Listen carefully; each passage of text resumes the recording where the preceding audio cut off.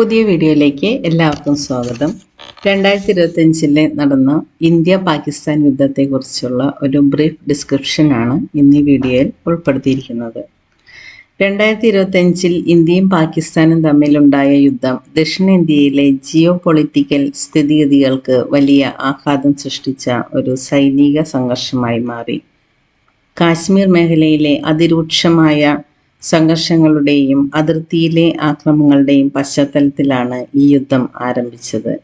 ഇരു രാജ്യങ്ങളും ആണവശക്തിയുള്ളതിനാൽ ആഗോളതലത്തിൽ ഈ യുദ്ധം വലിയ ആശങ്കകൾ ഉയർത്തുകയും വിവിധ രാജ്യങ്ങൾ മധ്യസ്ഥതയ്ക്ക് മുന്നേറുകയും ചെയ്തു. പഹൽഗാം ഭീകരാക്രമണത്തിന് പിന്നാലെയാണ് ഇന്ത്യൻ സൈന്യം ഓപ്പറേഷൻ സിന്ദൂർ നടപ്പാക്കിയത്. കരുതലോടെ രാജ്യത്ത് ഈ ദിവസങ്ങളിൽ നടന്ന പ്രധാന നീക്കങ്ങൾ ഏതൊക്കെയാണെന്ന് നമുക്ക് നോക്കാം.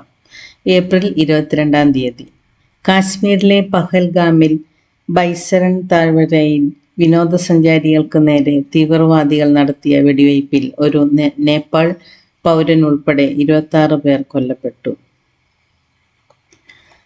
ഏപ്രിൽ 23 സൗദി സന്ദർശനത്തിലായിരുന്ന പ്രധാനമന്ത്രി നരേന്ദ്രമോദി സന്ദർശനം വെട്ടിച്ചുരുക്കി പുലർച്ചെ ഡൽഹിയിൽ. വിമാനത്താവളത്തിൽ തന്നെ ആഭ്യന്തരമന്ത്രി അമിത് ഷാ, വിദേശകാര്യമന്ത്രി എസ് ശങ്കർ ഉൾപ്പെടെയുള്ളവരുമായി അടിയന്തര യോഗം. ആദ്യ നയതന്ത്ര തിരിച്ചടിയുടെ ഭാഗമായി സിന്ധു നദീജല കരാർ മരവിപ്പിക്കുന്ന അടക്കമുള്ള പ്രധാന 5 നടപടികൾ ഇന്ത്യ സ്വീകരിച്ചു. മറ്റു രാഷ്ട്രതലവന്മാരെ വിഷയം ധരിപ്പിച്ചു. ഏപ്രിൽ 24 ബീഹാറിൽ നടന്ന പൊതുപരിപാടിയിൽ പ്രസംഗിക്കവേ പഹൽഗാം ആക്രമണത്തിനു പിന്നിലുള്ളവരെ പിന്തുടർന്ന് ഇല്ലാതാക്കുമെന്ന് പ്രധാനമന്ത്രി. കേന്ദ്രം സർവകക്ഷി യോഗം വിളിച്ച് സ്ഥിതിഗതികൾ വിശദീകരിച്ചു. തീവ്രവാദത്തിനെതിരെ രാജ്യം ഒറ്റക്കെട്ടെന്ന് പ്രതിപക്ഷം. ഏപ്രിൽ 27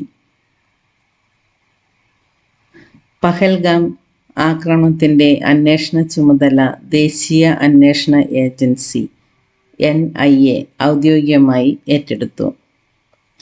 ഏപ്രിൽ 29 തിരിച്ചടിക്കുള്ള പൂർണ്ണ അധികാരം സൈന്യത്തിന് നൽകി. പ്രതിരോധ മന്ത്രി രാജ്നാഥ് സിംഗ്, സംയുക്ത സൈനിക മേധാവി അനിൽ ചൗഹാൻ, കര നാവിക വ്യോമസേന മേധാവികൾ എന്നിവരുമായി പ്രധാനമന്ത്രി നടത്തിയ കൂടിക്കാഴ്ചയിലായിരുന്നു തീരുമാനം. മെയ് 3 പാകിസ്ഥാനുമായുള്ള വ്യാപാര ബന്ധങ്ങൾ വിച്ഛേദിച്ചു. പാകിസ്ഥാനിൽ നിന്നുള്ള എല്ലാ ഇറക്കുമതികളും ഇന്ത്യ നിരോധിച്ചു. മെയ് 4 പാകിസ്ഥാനിലേക്കുള്ള നദീജല ഒഴുക്ക് ഇന്ത്യ കുറച്ചു. ചെനാബ് നദിയിലൂടെയുള്ള നീരൊഴുക്കാണ് ഇന്ത്യ കുറച്ചത്. പിന്നാലെ ചലം നദിയിലും സമാന നിലപാട് സ്വീകരിച്ചു. മെയ് 5 രാജ്യവ്യാപകമായി മോക്ക് ഡ്രില്ലുകൾ നടത്താൻ കേന്ദ്ര സർക്കാരിൻ്റെ നിർദ്ദേശം. മെയ് 7 പുലർച്ചെ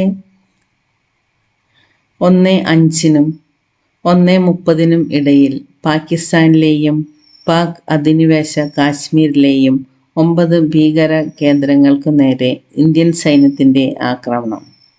100-ലേറെ തീവ്രവാദികൾ മരിച്ചതായി റിപ്പോർട്ടുകൾ. മെയ് 7 ഇന്ത്യയുടെ പടിഞ്ഞാറൻ അതിർത്തികളിൽ പലയിടങ്ങളിലായി പാകിസ്ഥാൻ സേന ആക്രമണം ആരംഭിച്ചു. ഇന്ത്യൻ സൈന്യം പാക് ആക്രമണത്തെ ചെറുത്ത് തിരിച്ചടിച്ചു. പല അതിർത്തി മേഖലകളും ബ്ലാക്കൗട്ടിലാക്കി.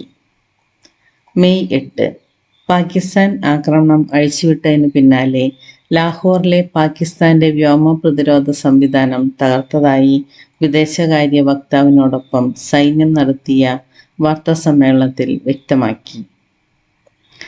അതിർത്തിയിൽ സംഘർഷം. എല്ലാത്തിനും തുടക്കം പഹൽഗാം ഭീകര ആക്രമണമെന്ന് വിദേശകാര്യ മന്ത്രാലയം.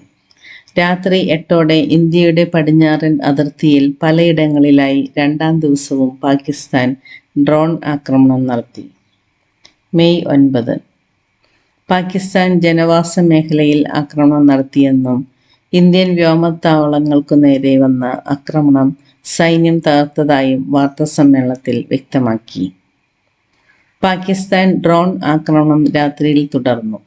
അതിവേഗ മിസൈലും പ്രയോഗിച്ചു. എല്ലാം തകർത്തതായി സൈന്യം.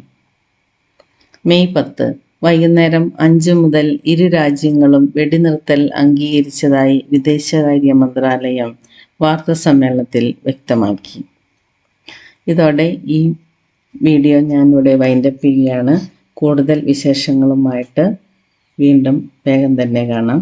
Thank you for watching.